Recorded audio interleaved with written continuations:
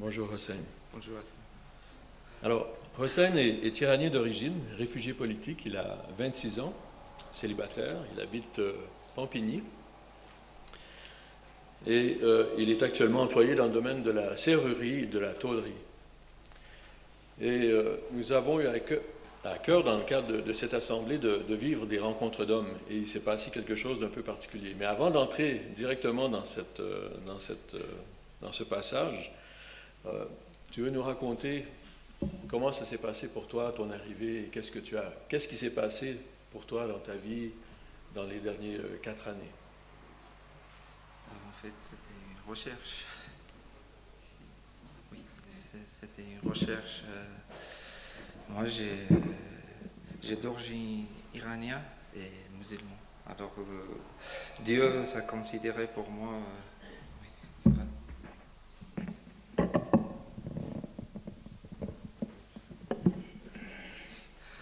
Alors, Dieu, ça considérait pour moi.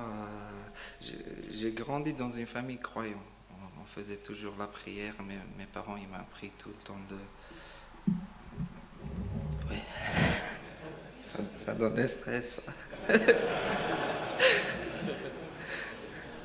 J'ai pas d'habitude de l'entendre ma voix. Alors, mes parents, ils m'ont appris toujours de faire la prière, de croire à Dieu, croire, croire à ça, qu'il y a un Dieu qui existe, qui nous a créés, qu'il a un but pour chacun d'entre nous. Alors, car j'ai grandi dans cette famille et j'ai grandi dans un pays musulman. Et puis la foi, c'est un poids très très fort pour chaque personne, surtout car les Iraniens, ils sont des musulmans chiites. Alors ils ont des musulmans très, très croyants.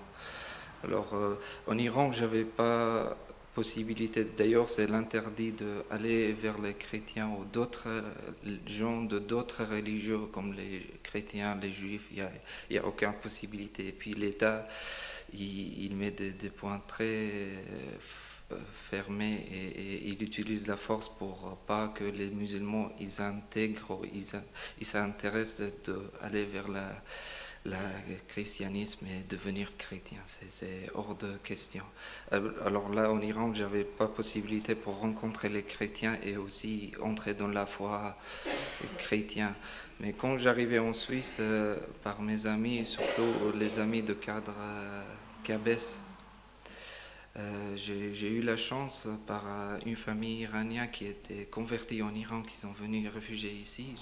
J'ai eu la chance pour rencontrer des gens chrétiens, de savoir un petit peu plus ce que j'ai jamais eu la chance pour rencontrer. Alors j'ai commencé à communiquer, à parler avec les gens chrétiens ou aussi venir à l'église de Lazare.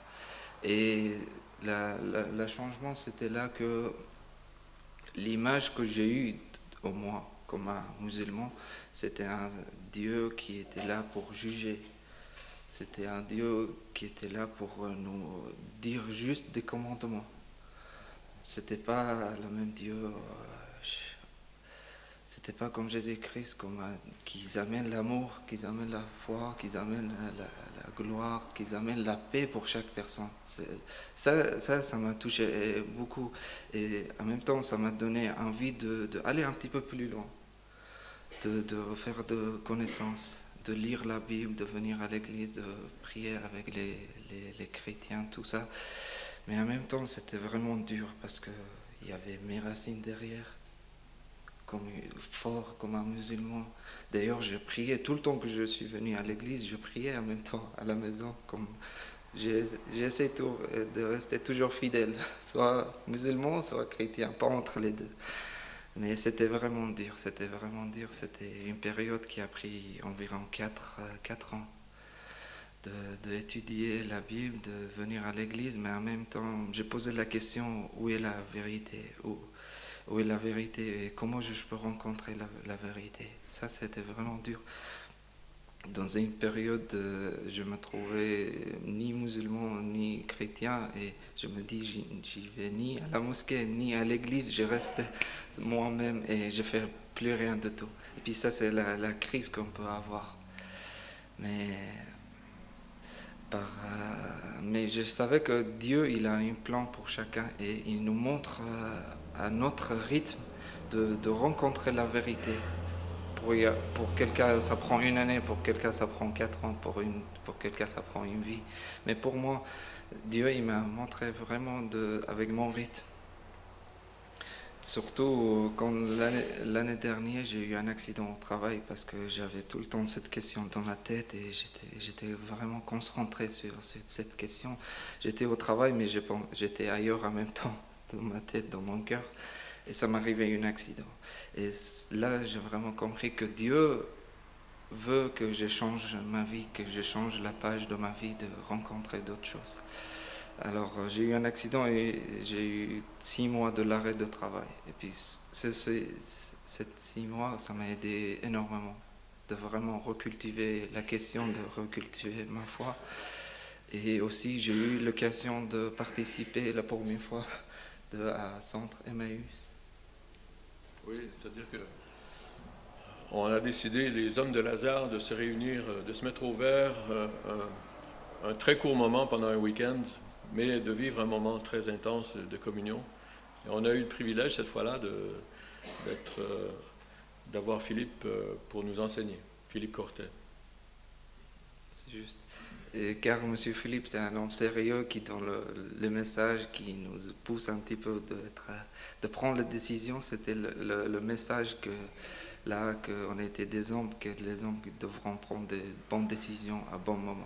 Et puis là, je dis, voilà Seigneur, je veux arrêter là et puis je veux prendre une décision. Je ne veux pas vivre toujours avec ma peur dans mon intérieur parce que ça ne sert à rien et je vois bien que c'est Satan qui me pousse d'avoir la peur tout le temps et fermer sur moi-même. Je veux découvrir d'autres choses.